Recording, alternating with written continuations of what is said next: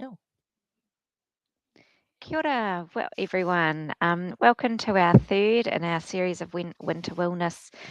Winter wellness. That was hard to say this morning. it was. Sessions. We're going to be talking today a little bit about nutrition and the importance of that. So, ko hena cook tuku ingoa.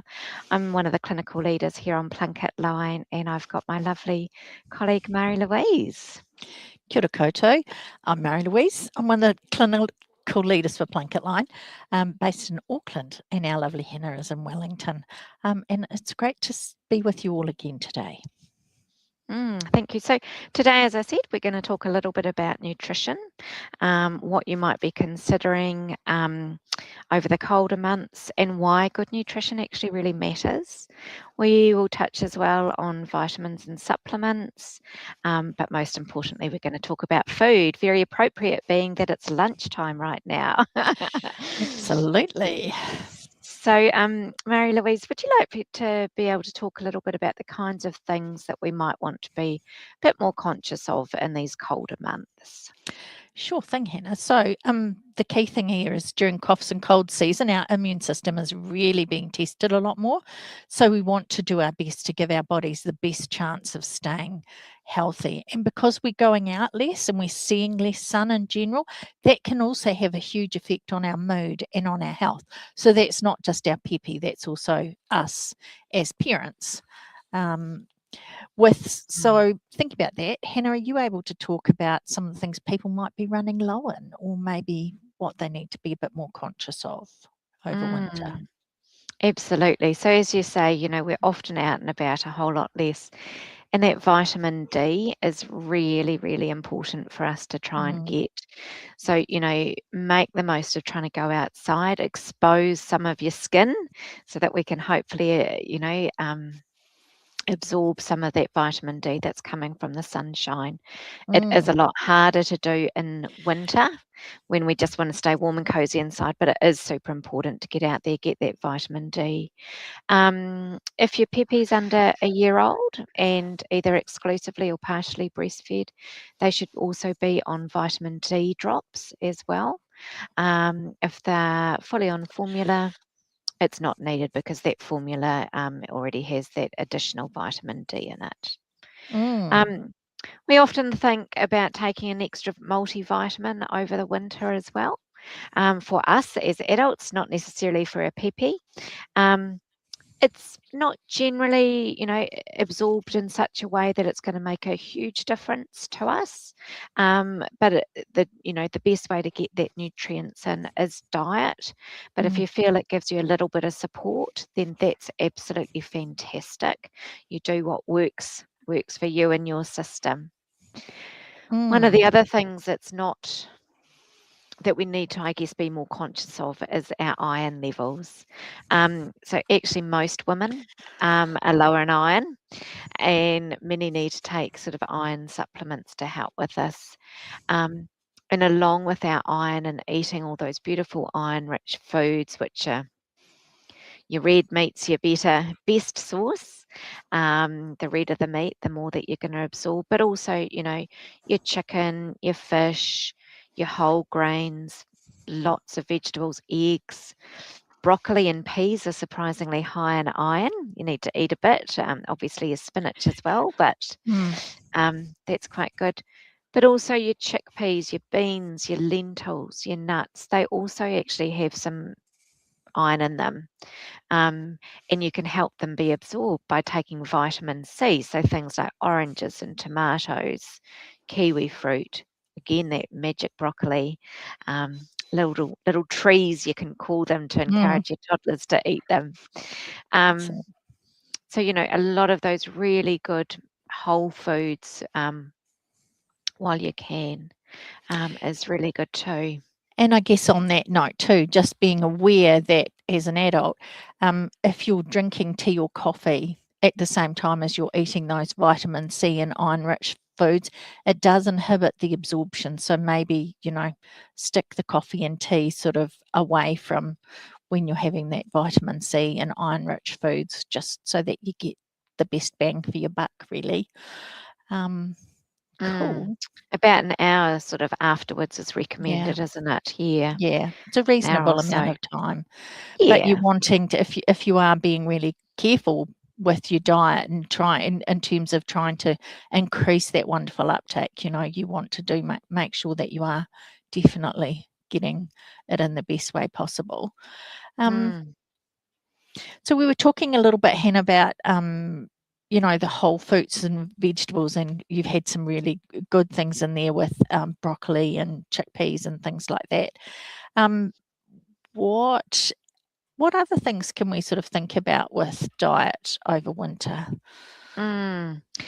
So I don't know about everyone else, but certainly there's times, particularly in winter, when, I almost just can't be bothered cooking a proper meal.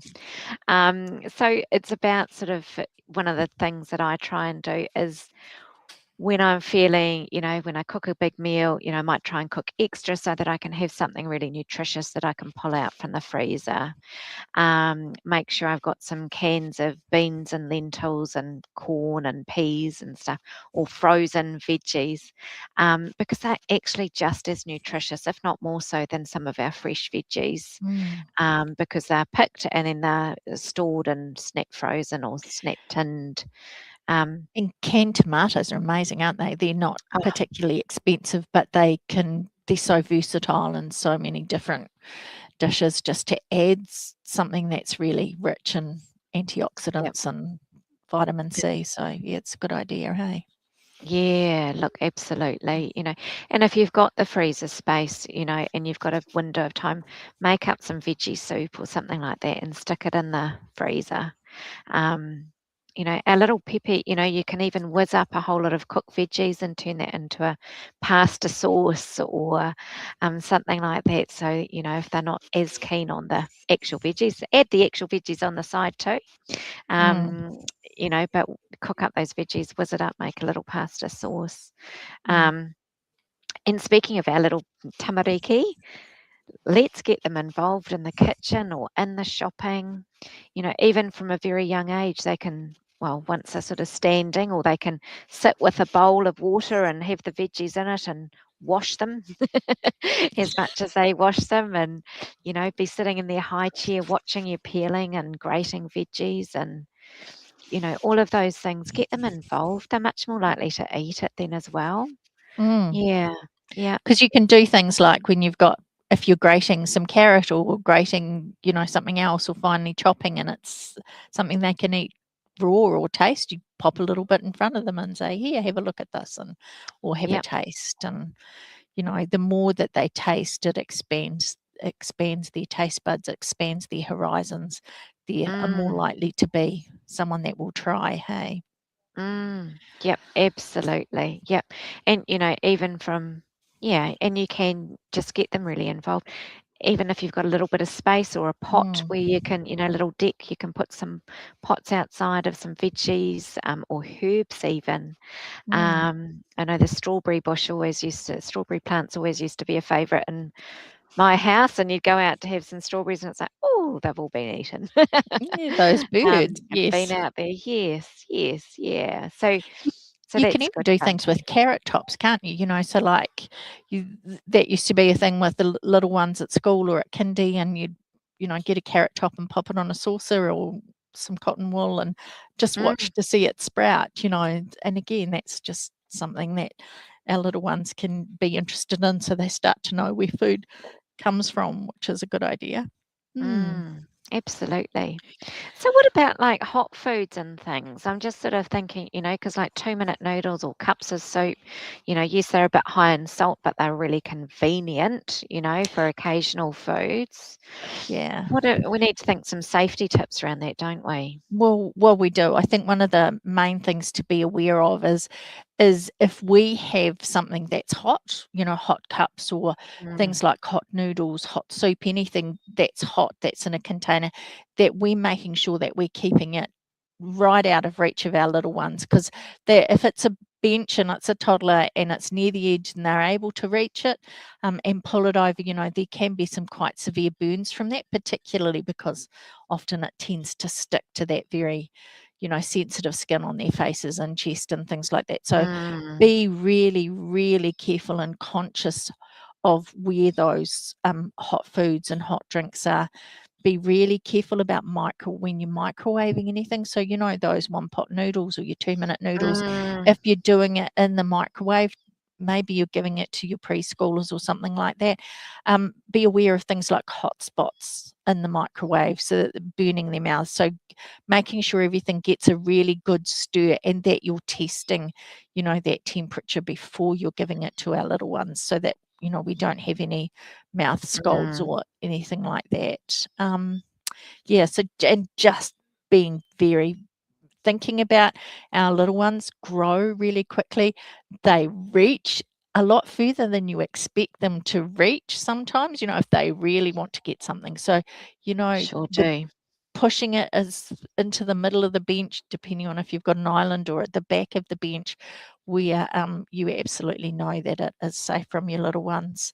Um, Mm. and Mm. and same for yourself. If you're doing anything in the microwave, it's really important to check for hot spots for ourselves as adults too. 'Cause it's nothing worse than a burnt mouth. It does Mm. definitely hurt. So It does. It takes a definitely little do while that. to come right. Yeah. Mm, I think another really good tip too is, when your little one is unwell, um, breastfeeding, if you are breastfeeding, actually is amazing. So even if you're feeling well, your pēpi's unwell, if you breastfeed them, you will make antibodies to help your pēpi fight this bug and fight the cold and help them to feel a whole lot better, mm, um, which is just amazing. If you yourself are feeling unwell, then what you can do is you can continue to breastfeed. And that's the best thing, because all of your immunity is going to go through to your baby, and that's going to help to protect your baby as well. So they might just get, less unwell than they would have if mm. they weren't. So, just do remember that breastfeeding is both for mama and pēpi tamariki, really good to continue that. Yeah. Absolutely. And yeah, so important to keep your immunity up over winter. We had a question about an 8-month-old and nutritious foods that we can use during winter with a little one that's got a cold. So sometimes when our little people do have colds, they often, like us, often don't feel a lot like eating. And also, that when you've got a cold, it impacts your taste buds, so you can't really taste a lot of things. Yep. I think the key things with that are keep increasing your fluids, using your fluids there. Maybe just revert back to perhaps foods and textures that that your little ones will eat, Mm. because it's only often for a wee day or two. And, your key thing is actually just making sure you get your fluids in, and that they are gradually keeping up their nutrition, and then just keep expanding on that.